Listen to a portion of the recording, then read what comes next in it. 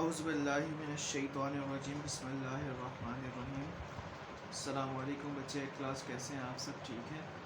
अच्छा eight class बच्चे, हमने अपना जो है सेकंड चैप्टर जो है स्टार्ट किया था, जिसका नाम है क्लासिफिकेशन। ठीक है, आज हमने उसका शॉर्ट क्वेश्चन नंबर 5 डिस्कस करना है।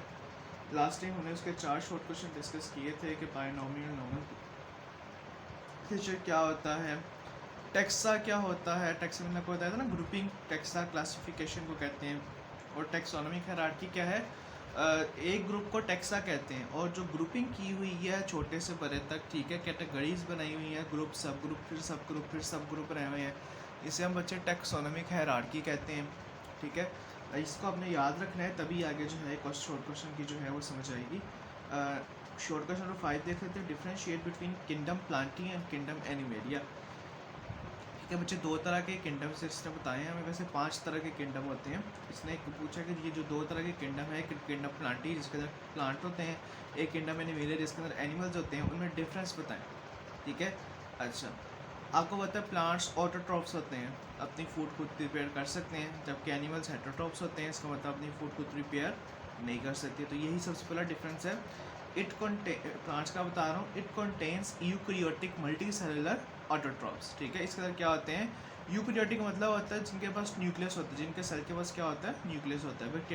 बैक्टीरिया वायरस के पास ऐसा नहीं होता, वो प्रोकैरियोटिक होते हैं। ठीक है, यूकैरियोटिक का मतलब जिनके पास न्यूक्लियस मौजूद होता है। ठीक है, देख लेते हैं kingdom Plantae, it contains eukaryotic multicellular autotrophs. ठीक है, इसके अंदर कौन होते हैं, यूकैरियोटिक मल्टीसेलुलर ऑटोट्रॉफ्स। ऑटोट्रॉफ्स का मतलब क्या होता है, ऐसे ऑर्गेनिज्म जो अपनी फूड खुद तैयार कर सकते हैं, यानी कि प्लांट्स।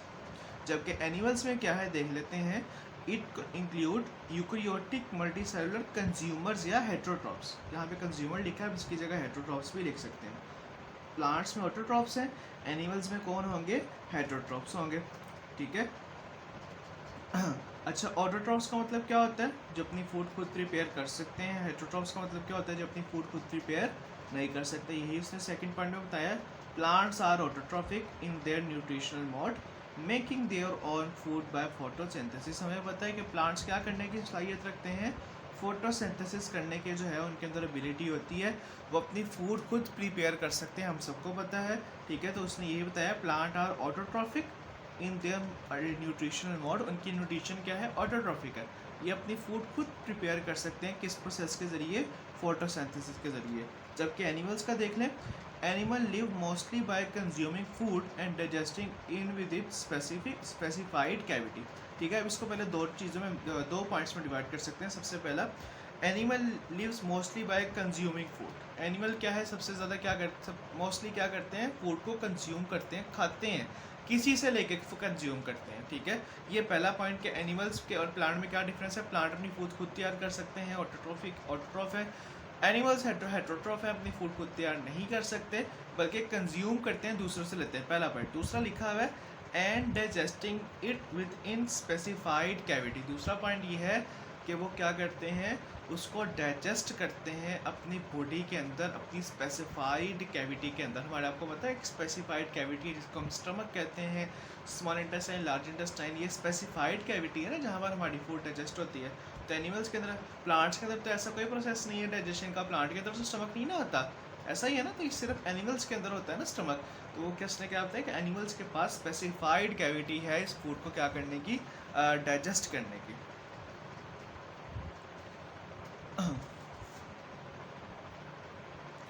नेक्स्ट है बच्चे last point, plant have multi cellular sex organs and form embryos during their life cycles. ठीक है, इनके पास, एनिमल्स के पास क्या होता है, एनिमल्स के पास जो है, प्लांट्स के पास जो है मल्टी सेलुलर जो है वो सेक्स ऑर्गन्स होते हैं जिनके, ठीक है, यानी प्लांट में भी आपको पता है फ्लावर के अंदर मेल एंड फीमेल ऑर्गन्स मौजूद होते हैं।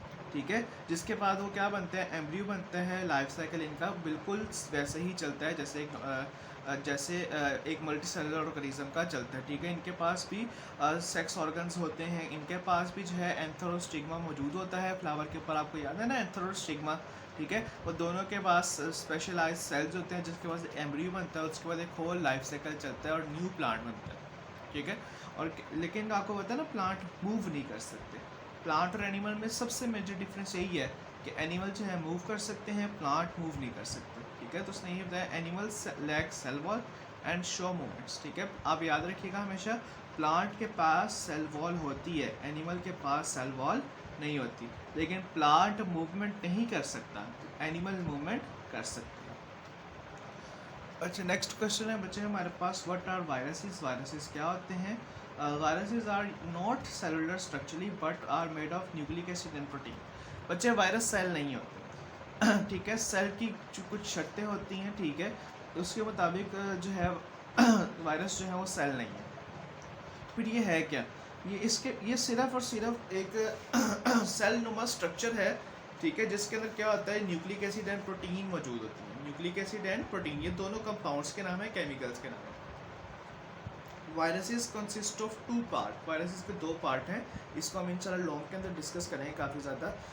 इसका एक आउटर कोट होता है and inner part is core. Outer coat और इनर कोर। बाहर वाले को जो है हम क्या कहेंगे, कोट कहेंगे, और इनर वाले को क्या कहेंगे, कोर कहेंगे।